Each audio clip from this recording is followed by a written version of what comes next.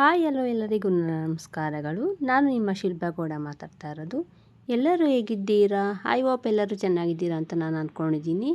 ಬೆಳಿಗ್ಗೆನೇ ಇವತ್ತು ಬೇಗ ಎದ್ದಿದ್ದೀನಿ, ಯಾಕಂದರೆ ಇವತ್ತು ಒಂದು ಕಡೆ ಹೋಗಬೇಕಿತ್ತು. ಅದಕ್ಕೆ ಎಲ್ಲಿಗೆ ಹೋಗ್ತಾ ಇದ್ದೀನಿ ಅಂತ ನಾನು ನಿಮ್ಗೆ ಆಮೇಲೆ ಹೇಳ್ತೀನಿ. ಇವತ್ತು ನಾನು 5:30ಗೆ ಎದ್ದು ಸ್ನಾನ ಮಾಡಿಕೊಂಡು ಹೊಸನೆಲ್ಲ ತೊಳೆದು ಅದಕ್ಕೆ ಅರ್ಶಿನ ಕುಂಕುಮ ಎಲ್ಲ ಇಟ್ಟು ರಂಗೋಲಿ ಎಲ್ಲ ಹಾಕ್ಕೊತಾ ಇದ್ದೀನಿ. ರಂಗೋಲಿ ಎಲ್ಲ ಹಾಕಿ ನಾನು ಅಡುಗೆ ಮನೆಗೆ ಬಂದಿದ್ದೀನಿ. ಲಂಚ್ ಪ್ರಿಪೇರ್ ಮಾಡ್ಕೊಂಬಿಡೋಣ ಅಂತ ಸಾಂಬಾರು ಮಾಡ್ತಾಯಿದ್ದೀನಿ. ಯಾಕಂದರೆ ಇವತ್ತು ನಾವು ಮಧ್ಯಾಹ್ನ ಮನೇಲಿ ಇರೋಲ್ಲ ಅಂತ ಅಂದ್ಬಿಟ್ಟು ಈಗಲೇ ಅಡುಗೆ ಮಾಡ್ಕೊತಾ ಇದ್ದೀನಿ. ಕುಕ್ಕರ್ಗೆ ಬೇಳೆ ಹಾಕಿ ಬೇಯಕ್ಕೆ ಇಕ್ಕಿದ್ದೀನಿ. ದಂಟಿತ್ತು ಮನೆಯಲ್ಲಿ, ಅದನ್ನೆಲ್ಲ ಕಟ್ ಮಾಡಿಕೊಂಡು ಎತ್ತಿಟ್ಕೊಂಡೆ.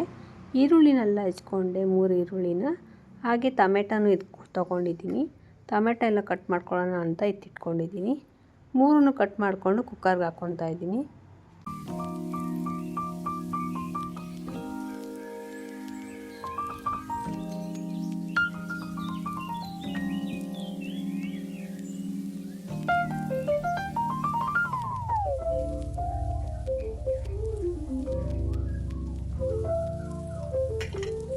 ಕೊತ್ತಂಬರಿ ಎಲ್ಲ ಕಟ್ ಮಾಡಿಕೊಂಡೆ ಸಾಂಬಾರಿಗೆ ಅಂತ. ಹಾಗೆ ಸ್ವಲ್ಪ ಹುಣಸೆಹಣ್ಣು ನೆನೆಸ್ಕೊತಾ ಇದ್ದೀನಿ. ನೈಟ್ ಬಾದಾಮಿನ ನೆನೆಸ್ಕೊಂಡಿರ್ತೀನಿ. ಬಾದಾಮಿ ಜೊತೆಗೆ ಮೆಂತ್ಯನೂ ಒಂದು ಚಮಚ ನೆನೆಸಿರ್ತೀನಿ. ಅದು ಬೆಳಗ್ಗೆ ಆಗೋಷ್ಟೊತ್ತಿಗೆ ಡಬಲ್ ಆಗಿರುತ್ತೆ. ಬೆಳಗ್ಗೆ ಖಾಲಿ ಹೊಟ್ಟೆಯಲ್ಲಿ ಬಾದಾಮಿ ಮೆಂತ್ಯ ತಿನ್ನೋದ್ರಿಂದ ಹೆಲ್ತಿಗೆ ತುಂಬ ಒಳ್ಳೆಯದು. ನಾನು ನಮ್ಮ ಯಜಮಾನರು ಇಬ್ಬರೂ ಅದು ಡೈಲಿ ಅದು ತಿನ್ನೋದು ರೂಢಿ ಮಾಡ್ಕೊಂಬಿಟ್ಟಿದ್ದೀವಿ. ಬೇಳೆ ಬೇಯೋಷ್ಟೊತ್ತಿಗೆ ಮನೆಯೆಲ್ಲ ಕಸ ಗುಡಿಸ್ಕೊಂಡು ಮನೇಲಿ ಒರೆಸ್ಕೊಂಬಿಡೋಣ ಅಂತ ಮನೆ ಕ್ಲೀನ್ ಮಾಡ್ಕೊತಾ ಇದ್ದೀನಿ. ಹಾಗೆ ನಂದು ಸ್ನಾನನೂ ಆಗೋಗಿತ್ತು ಬೆಳಿಗ್ಗೆನೇ. ಮನೆಯೆಲ್ಲ ಒರೆಸಿ ಕ್ಲೀನ್ ಮಾಡಿ ಬರೋಷ್ಟೊತ್ತಿಗೆ ಬೇಳೆನೂ ಬೆಂದಿತ್ತು.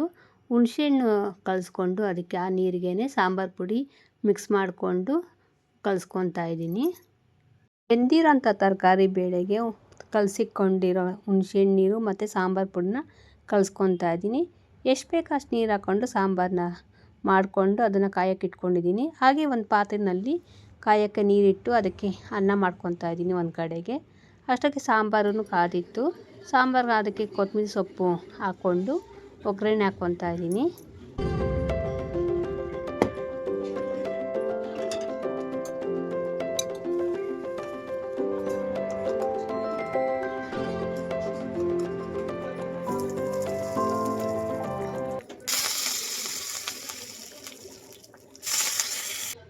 ಸಾಂಬಾರು ಹಾಕೋಷ್ಟೊತ್ತಿಗೆ ಅನ್ನನೂ ಚೆನ್ನಾಗಿ ಬೆಂದಿತ್ತು.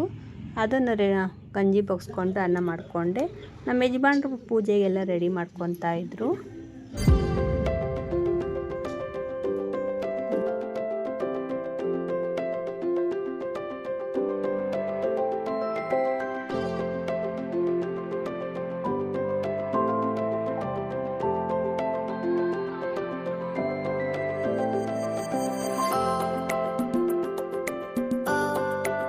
ಪೂಜೆ ಎಲ್ಲ ಆದಮೇಲೆ ಟಿಫನ್ ಮಾಡೋಣ ಅಂತ ದೋಸೆ ಮಾಡ್ಕೊತಾ ಇದ್ದೀನಿ.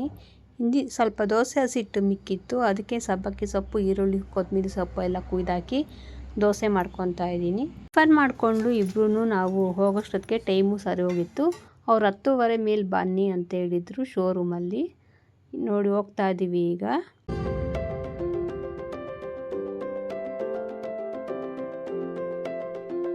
ಹೂವು ತೊಗೊಂಡೋಗೋಣ ಅಂತ ಅಂದ್ಬಿಟ್ಟು ಹೂವದ ಹತ್ರ ಬಂದ್ವಿ. ನಾವು ಹಿಂದಿನ ದಿವಸ ಹೇಳಿದ್ವಿ ನಮಗೆ ಮಲ್ಲಿಗೆ ಹೂವಿನ ಹಾರ ಬೇಕು ಅಂತಂದ್ಬಿಟ್ಟು. ಆದರೆ ಅವ್ರು ಮಲ್ಲಿಗೆ ಹೂವಿನ ಹಾರ ಸಿಕ್ಕಿಲ್ಲ ಅಂತ ಅಂದ್ಬಿಟ್ಟು ರೋಸ್ ಹೂವಿನ ಹಾರನೇ ಕೊಟ್ಟರು.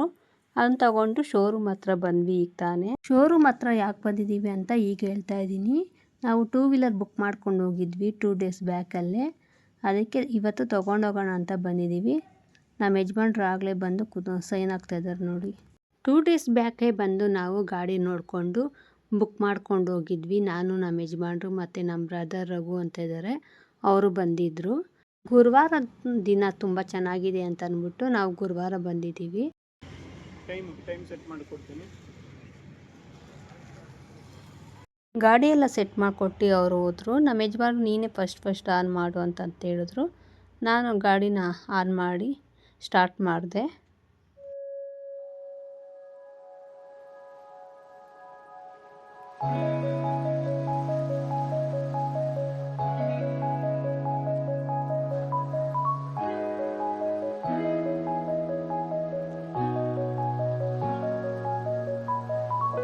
ಮೊದಲನೇ ಸಾರಿ ಹೊಸ ಗಾಡಿ ಮೇಲೆ ಕೂತ್ಕೊಂಡು ಬಂದರೆ ಏನೋ ಒಂಥರ ಮನಸ್ಸಿಗೆ ಖುಷಿ ಆಗ್ತಾಯಿತ್ತು.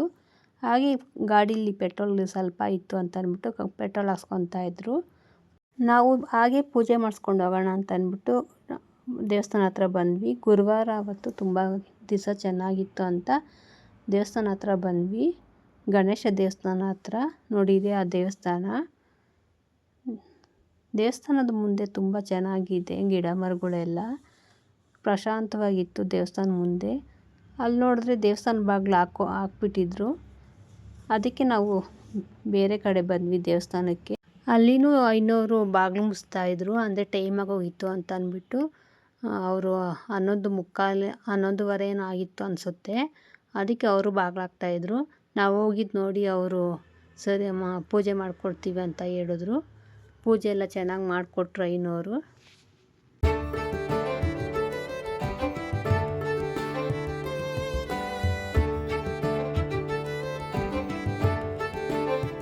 भवे भवे नातिं भवे भवस्व मम भवस्वभाय नमः ईशानां सर्वविद्यानां ईश्वर सर्वभूतानां ब्रह्मासि वज्र हस्तो सदा शिवो सर्वं प्रचोदयात् एकदन्ताय विद्महे वक्रतुण्डाय धीमहि तन्नो दन्ति प्रचोदयात् अव्ययस्व समेतते नमो बलप्रमदनाय नमो सर्वभूतगमनाय नमो मनन्वनाय नमः